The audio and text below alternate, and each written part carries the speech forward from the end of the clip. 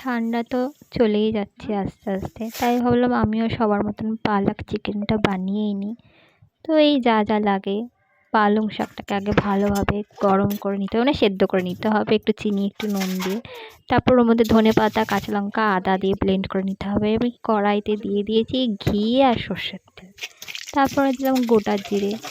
এবার পেঁয়াজটা ভাজা হবে, তারপরে আমরা দেবো হচ্ছে চিকেন। পেঁয়াজটা লাল লাল ভাজা হবে, তারপরে ধনে জিরে গুঁড়ো আমরা দেবো,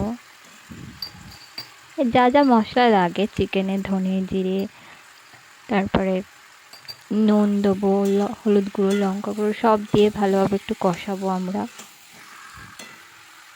এই রেসিপিটা সবাই জানে, খুব ইজি, যেমনভাবে চিকেন হয় সেরকমই আমরা, মানে আমি ওরকমই করেছি। এই যে পেঁয়াজ পেস্ট পড়ে গেছে, তো শুধু পালং শাকটাই যা ওপর থেকে দেওয়া হয়েছে, খেতে কিন্তু খুবই ভালো।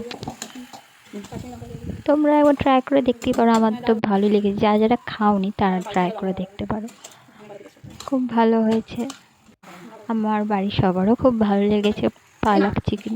তো পালক চিকেনটা অ্যাকচুয়ালি আমার মনে হয় রুটি পরোটার সাথে বেশি ভালো লাগবে ভাতের থেকে। এই যে পালং শাকটার যেটা আমরা সেদ্ধ করে রেখেছিলাম ওটা ব্লেন্ড করে আমরা দিয়ে দিলাম চিকেনে।